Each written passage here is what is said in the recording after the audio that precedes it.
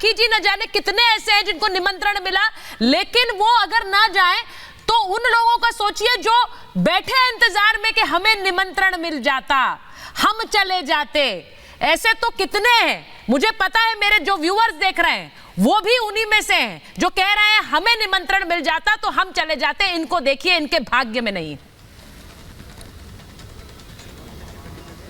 देखिए सुचारिता जी, कांग्रेस पार्टी में ऐसे करोड़ों कांग्रेस के कार्यकर्ता हैं। लेकिन फिर भी इस ऐतिहासिक क्षण को हम लोग विटनेस करेंगे, ये बहुत बड़ी चीज है। शायद ये सवाल मुझसे किया गया है। हाँ, बोलिए बोलिए राखी जी, फिर मैं आचार्य जी के पास जाऊंगी। हाँ बोलिए ना। जी सुचरिता जी, देखिए इस ऐतिहासिक क्षण को हम विटनेस करेंगे, उसके साक्षी रहेंगे, ये भी हमारे लिए बहुत सौभाग्य की बात है। हमारे साथ में कांग्रेस के दो साथी हैं मेरे, और दोनों ने यही बात कही कि राम सबके हैं। लेकिन जो कल अस्वीकार वाला लेटर जारी किया गया, उसमें क्या लिखा गया कि ये आरएसएस और बीजेपी का कार्यक्रम है?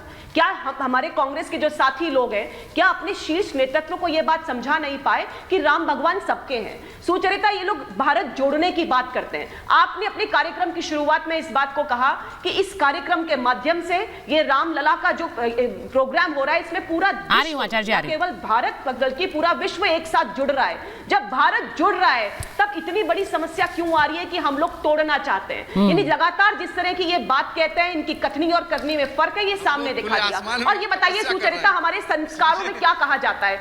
जब भी कभी किसी को कोई इनविटेशन दिया जाता है तो हमेशा हम लोग उसको से सम्मान स्वीकार करते हैं, और नहीं जाते तो शुभ संदेश दिया जाता है। लेकिन यहां पर आभार व्यक्त करने की जगह उसे अस्वीकार किया गया। यानी देश की भावना, सनातन की भावना, हमारे हिंदुओं की भावना का कभी भी कदर जो है कांग्रेस पार्टी ने नहीं की। और ये साफ स्पष्ट है कि ये सिर्फ और सिर्फ तोड़ने की बात कर सकते हैं। डिवाइड एंड रूल की पार्टी है। जब भारत एक जुड़ रहा है, जब हिंदू सब एक साथ हो रहे हैं। और सुचरिता, मैं तो ग्राउंड पर गई, हमने ट्रस्ट की तरफ से घर घर जाकर अक्षत भी बांटे।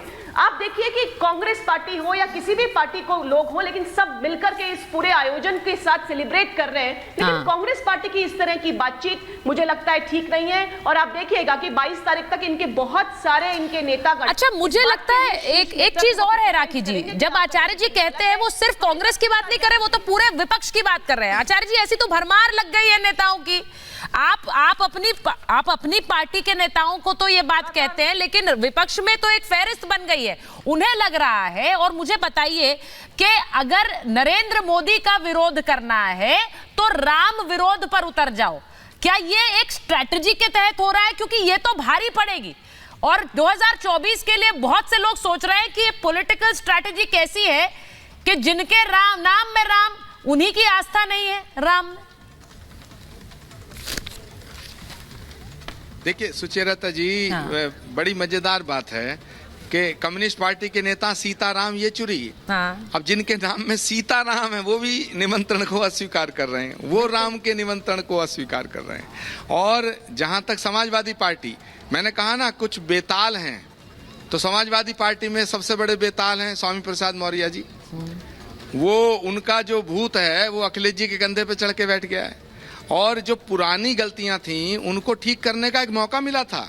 समाजवादी पार्टी के जो पुराने पाप हैं वो सब धुल जाते, उन्हें एक मौका मिला था, उन्होंने गंवा दिया। मैं अब अखिलेश जी से भी निवेदन करना चाहता हूं कि इन बेतालों का चक्कर छोड़ें, भगवान श्री राम के दर पे आएं, भगवान श्री राम की चौखट पे माथा टेकें। भगवान इतने दयालु हैं, वो तो सबको माफ कर देते हैं, क्षमा कर देते हैं। और हमारे यहाँ तो शास्त्रों में कहा गया क्षमा वीरस्य भूषणम। और जो सनातन धर्म है उसका तो उद्घोष ही ये है, वसुधैव कुटुंबकम, विश्व बंधुत्व, सर्वे भवन्तु सुखिना सर्वे सन्तु निरामया। जो धर्म सर्वे भवन्तु सुखिना की बात करता है, उससे बड़ा सेक्युलरिज्म कहाँ हो सकता है? सनातन होने का मतलब ही सेक्युलर है। तो जो सेक्युलरिज्म की बात करते हैं और राम मंदिर इसलिए नहीं जाना चाहते हैं कि उनका सेक्युलरिज्म खंडित हो जाएगा, तो माफ करना, महात्मा गांधी से बड़ा सेक्युलर कोई नहीं था, राजीव गांधी से बड़ा सेक्युलर कोई नहीं हो सकता। तो मैं सबसे निवेदन करना चाहता हूं कि इस तरह की बातें ना करें। राम को एक पार्टी तक सीमित करना ठीक नहीं है, राम को किसी दल का बताना ठीक नहीं है। मैं एक सवाल करना चाहता हूं सभी से कि भगवान राम ने कभी बीजेपी की सदस्यता ली? भगवान राम ने कभी आरएसएस की सदस्यता ली? बीजेपी का जन्म हुआ 1980 में, आरएसएस का जन्म हुआ 1925 में।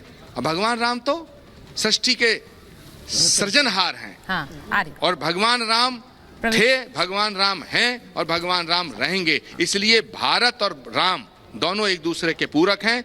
मैं तमाम कांग्रेस के अपने साथी जो मेरे आपके स्टूडियो में बैठे हैं, दुष्यंत नागर जी हैं, शायद उनकी आवाज मुझे सुनने को मिल रही थी। दुष्यंत जी तो आपकी टीम में आचार्य जी, कांग्रेस नेतृत्व तक, दुष्यंत जी तो हाथ खड़ा करके कह रहे हैं मैं आचार्य जी की टीम में हूं। भावना को पहुंचाएंगे। और मैं सुचेरिता जी ये कहना चाहता हूं कि राम की कृपा जिस पे होती है वो सिंहासन पर बैठता है, और बहुत बड़ी बात है। जो राम से विमुख होता है, बहुत बड़ी बात, उसको दुनिया में कोई ठिकाना नहीं मिलता। इसलिए मेरा निवेदन स्वीकार करते हुए इस फैसले पर पुनर्विचार होना चाहिए। बहुत बड़ी बात आचार्य प्रमोद कृष्णम कह रहे हैं कि जिस पर राम का आशीर्वाद है, जय सिया राम, वही जय सिया राम भी कह रहे हैं वहां से, और ये भी कह रहे हैं कि जिस पर राम का आशीर्वाद है वही सिंहासन पर बैठता है। एक बड़ा अनुष्ठान कर रहे हैं प्रधानमंत्री नरेंद्र मोदी।